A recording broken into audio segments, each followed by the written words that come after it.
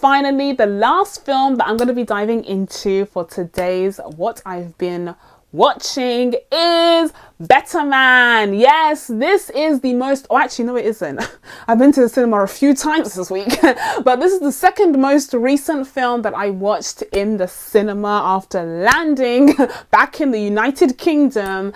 And guys, this is yet another film that I was highly anticipating, especially after watching the trailer. I saw that trailer and I was like, Monkey Man 2? That sequel came out quickly. I'm joking. But I saw the trailer, I saw Robbie Williams portraying himself as a monkey, and I was like, oh, I will definitely be there. It looks really strong, and I guess I shouldn't be surprised because this film, as it turns out, is directed by the director of The Greatest Showman. If I'd known this going in, then the greatness of this film wouldn't be as much of a surprise, but I didn't know. And guys, I loved it.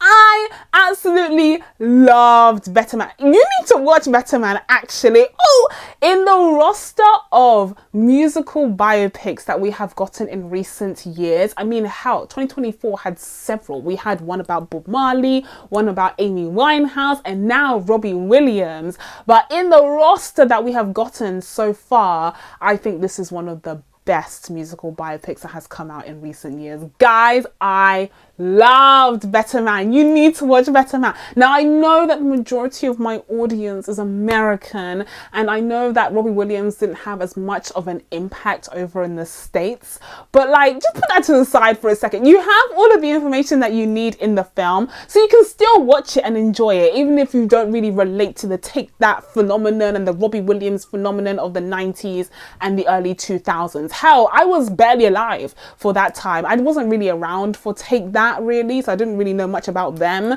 but I was kind of starting to gain consciousness when Robbie Williams was a big thing here in the UK, and that's enough for me to just be fully invested. Like, I'm actually a fan. I've always been a Robbie Williams fan actually, which sounds like really unexpected coming from me, but his songs back in the day hit. Like, he had several hit after hit after hit, I cannot lie, and so he is a constant in my best of 2000s playlist on Spotify. So yeah, I was actually a fan, even though I wasn't really exposed to the highs of his career. So I was primed to enjoy this film, but even if you barely know who he was, please give this film a chance. Because I'm telling you, it's actually so excellent.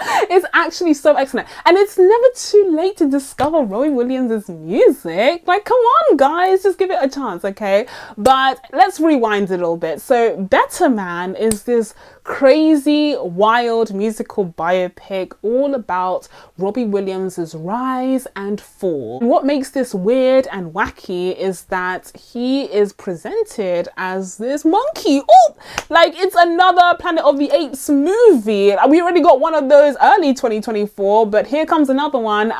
Yeah, you can make all of the Monkey Man, Planet of the Apes jokes about this one. Like 3 monkey related films in 1 year. It's crazy. But here you have Robbie Williams himself being portrayed by a CGI monkey, and it sounds crazy, it sounds weird, and I was, you know, shocked and surprised when I saw the trailer. I'm very confused, but just like in the trailer where I started to realize that there was something special here, that absolutely ended up being the case for the film overall, because some way, somehow, the monkey worked. Like, the monkey absolutely worked. I absolutely bought that it was Robbie Williams. I mean, first of all, the CGI for the monkey was excellent, and this is something that it's so hard to do. I mean, Planet of the Apes has already shown us how great you know, technology can be when rendering monkeys and apes and having them be main characters,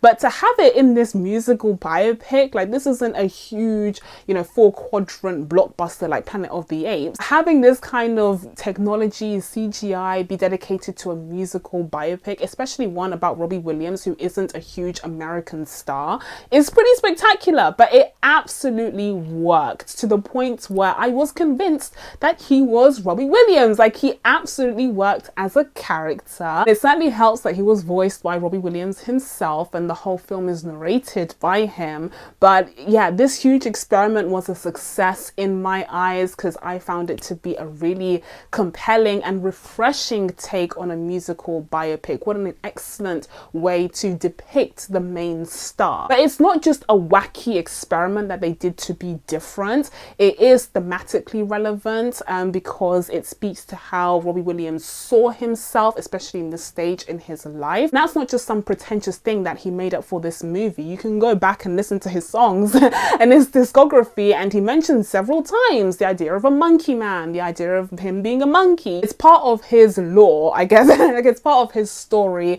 which has been shown through his songs and now through this movie as well. So it's thematically relevant and it's also realized spectacularly using CGI. And then there are various sequences and moments where they really use that monkey metaphor to its full effect, and it is so freaking powerful. I'm not going to spoil anything because I know most of you haven't seen this film and you really need to, okay? Please give it a go. But there are sequences that are genuinely terrifying that, to me, harkened back to Jordan Peele's Nope. If you know, you know. Oh, but you know the scary monkey sequences or ape sequences that we got in Nope. Yeah, we got. There are trails of that, interestingly enough, in Better Man, but it's more to do with Robbie Williams' psyche, his feelings of insecurity, the fact that he never really believed in himself and he struggled with his sense of self, and also just overall, like the major flashing sign that we have here is imposter syndrome. Like, dead ass, just imposter syndrome. The movie, the guy struggling with believing in his talent, believing in, actually being deserving of having the fan base and the popularity and success that he got, believing that he was even attractive. Like, all of that was just imposter syndrome, imposter syndrome, imposter syndrome.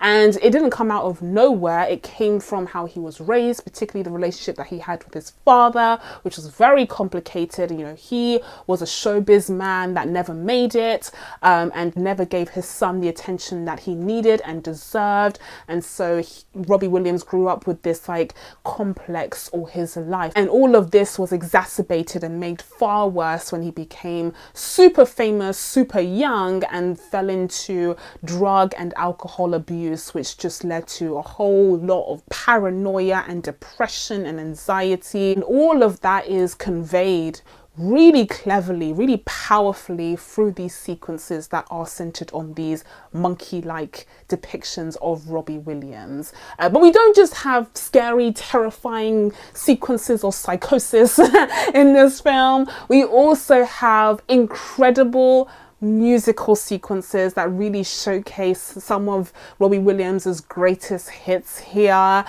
In particular, I really loved Feel is one of my favorite Robbie Williams songs anyways. Like, literally, it's always been one of my favorites, okay? And when I heard the piano notes start, I was like, oh, this is about to be a killer. And I was right, because Feel comes on early on in the film, where Robbie Williams is still a child. He's still Robert, and he's talking about how his father left him. He left this whole family to pursue this, wild, successful career as a comedian and a show person that never even materialized.